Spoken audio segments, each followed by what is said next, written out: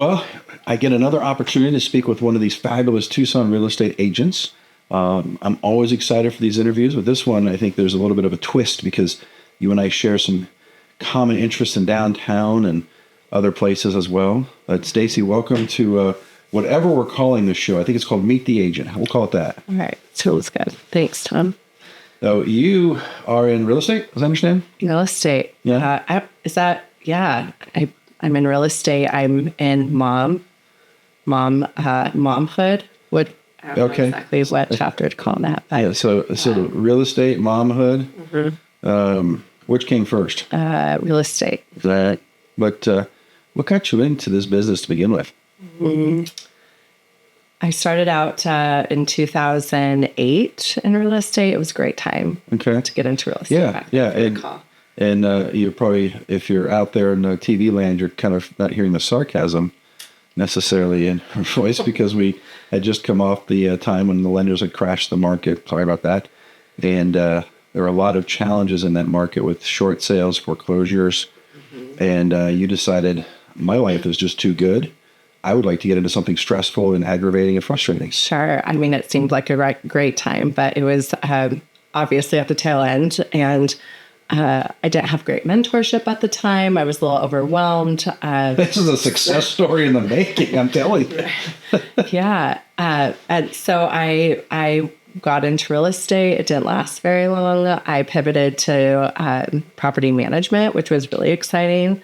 Again, not really. And then got into wine and skincare. And after a few failed, not on my part, worked with great people, but they were startups and they just didn't do well. So I decided to get back into real estate, something that I was passionate about, helping people, offering a service, being authentic. I have a love for Tucson. I'm born and raised here. So I really wanted to help connect people with a home or, from a business perspective, an opportunity to invest their money. Yeah, and I think it's actually not an uncommon path. You get into real estate, kind of just testing the waters. You might struggle a bit, then you have some wine, and then things get better. It sounds like Everything was better with wine. There seems to be a pattern there. Yeah. And so now back into it, when did you sort of make that leap back into real estate? Exactly 10 years later. So in 2018. Well, another great time. Another great time. And actually getting into it, I fractured my patella. If you don't know what that is, your kneecap, right? So having an injury and hosting open houses. I remember one was in a condo. So I was with crutches trying to get myself up to the second level of this condo to host it open. Did that work for you? Like, did people like sympathetic? So they bought the condo. Like, did you start using that as a? It was definitely advantageous. Yeah. You had mentioned when you first started, there wasn't a lot of mentorship in your career. Did you find that different the second go around, or? I did. You know, the universe just kind of guides me as my mindset. So coming back into it, it was just this natural connection of people. So I ended up. I'm with Long Realty. This is where I was guided to with meeting my two mentors, Mary Monty Smith and Stacey Kelley. Great women. Turns out one went to Soro High School, which is where my dad went to school. The other went to Rincon, which is where my mom went to high school. So there was a natural connection there. So you mentioned your parents. You're a native Tucsonan. Were your parents native Tucsonans, or they moved here? No. My mom was, they transplanted from upstate New York. Okay. And my dad was actually first generation, I'd say. He was born here. He was in a military family, so traveled. He was one of 7. And I think he was like the only one that was born in Tucson. Okay. So I'm second generation. There you go. Proud. Yeah. And with the real estate career, you had a son 2 years ago? Asher, yeah, 2 going on 3 years ago. Yeah. So that's thrown a whole nother element into being an entrepreneur and building a real estate business. And you have talked on a few occasions about that balancing of, working with a family, working in a business. And I think there are a lot of people that go through those challenges, obviously, and you're doing it quite well. So I think maybe you should be doing like a little blog or a little video on the mom and the business aspect of things. Becoming a mother has been quite humbling. I was actually just having a conversation with a girlfriend yesterday. She's also an entrepreneur. And we have our side that wants to work and be of service to people, but we're also trying to be fully present as parents in raising these little beings. So it definitely presents some challenges.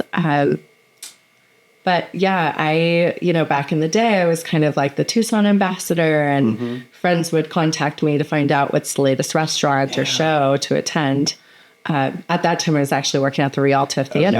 I think there's probably others, but you're the only real estate agent that I know that was also working at the Realtor Theater. I just love that connection because you've got this history of Tucson just because you've lived here, but also you've worked in areas that were part of influential in the kind of the last couple of decades in making Tucson a really special place. Yeah, Realtor was my fun outlet. It was just a place where I could connect with people and have a good time being dialed in with the downtown atmosphere.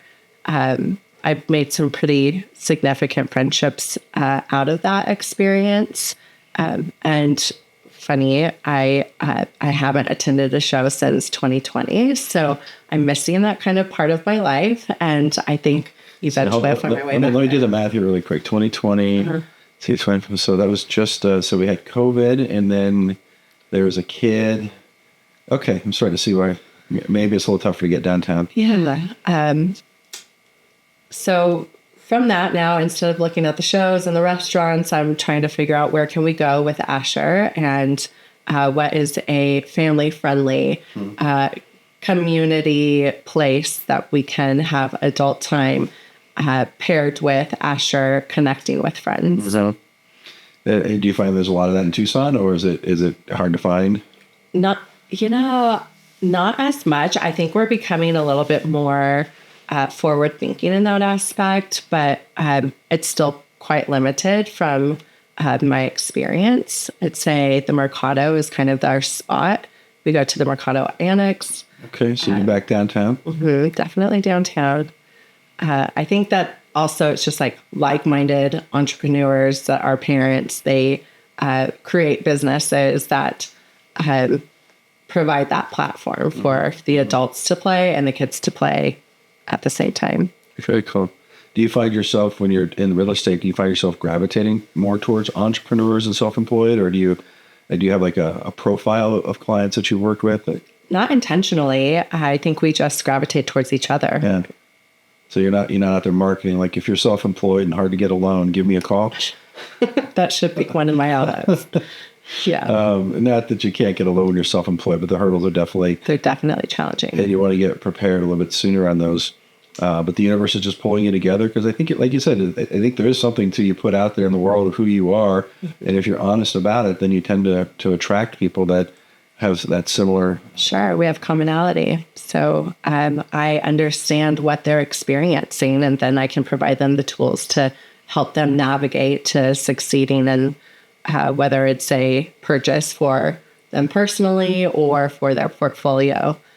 And do you find yourself more on the buyer's side, or I know you have some listings, and I don't know if but you do. I mean, you both have. I don't know if you have a preference. Ebb and flow. I mean, I certainly enjoy working with the home buyer. I like getting out and showing them different properties, helping them to connect with a property that feels right for them. I certainly enjoy the challenges of listing. It's funny, most realtors want to be listing agents. I'd say my preference is probably to work with buyers. Mm-hmm. I think that's that wandering spirit of yours. You got a condo on a second flight of stairs. You hobble yourself up there, and then that's that. Whereas with the buyers, you've got this ongoing adventure of what's coming next. Sure, and I get to walk into these homes of Tucson and see like the history and the character, and maybe go back in time to what life was like before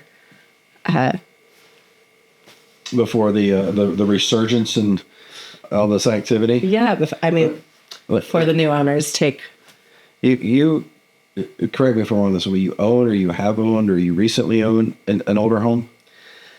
we're in the process of selling an older home. We have a house that was built in 1917. It's in Dunbar Spring, one of the oldest neighborhoods in Tucson. Actually, maybe the oldest neighborhood in Tucson. Oh, I looked at that house.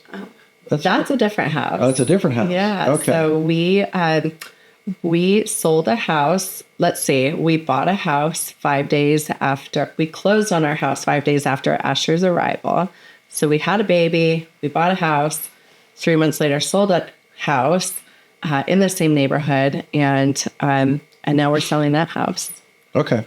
And your husband is very, like, was it you or him that's very handy? Like, you do a lot of the work around the house and renovations and We're stuff. both pretty handy. Okay. I remember looking at the other house that you had there, and it was a beautiful older home, and you could see it was just well cared for, and a lot of sort of modern innovations that were kind of put into a historic. Sure, they're both over 100 years old. So this one that we're moving out of, I laugh at myself and again humbled by thinking that we could move into our new house and then prepare this house to be listed within a week of moving.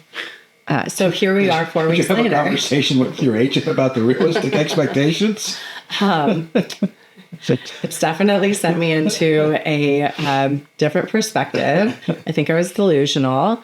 I'm definitely optimistic, but here we are a month later, and the house is almost ready to list. Okay. I think we're still about 2 weeks out. So what I'm hearing is a lot of empathy. There's people that are doing this transition, people working on older homes, self-employed, people kind of balancing multiple priorities in their life. It seems like you've got a lot of different connection points to the universe here. Sure. So how do people get more information about you? Do you have a website? Are you on the social media?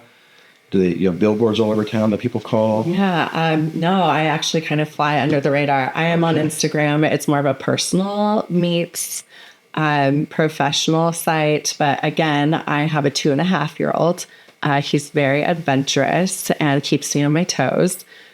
So posting to social media is not like a top priority right now, but you can look forward to seeing more content coming teaser in. 2024. Okay, but then right now, if someone made an email, is the best way to reach out to you, phone, if like someone has questions about how to reach out to you. I'd say phone 520-360-7778. Okay, and you mentioned new things coming in 2024. So is this a new year for you, or you feel like what kind of things can we expect, or can you share? Is this still hidden? Yeah, I think we're just in a new chapter, and last year was a huge year for change, and there's been a lot of transition in my life. So I wanted to meet 2024 with everything new. We have new house. I'm living in a different side of town. We've uprooted from downtown to northwest side. I'm actually back in my childhood home, and You're actually in your childhood home? this is a house I grew up in. Oh my gosh! Yeah. There's another connection. There's just an article, I've got to find it, about people buying their childhood home and Pretty special. and the things that go along with that. There's a lot of peace that comes over me being out there, and excitement in sharing memories and creating new memories with my son, being like the quintessential desert kid now living on 3 acres, renting a room barefoot in the desert. Well, we're going to have to do a second interview and talk about young Stacey and how that translates to young Asher here, and what that all means for the next generation. Yeah. More to come.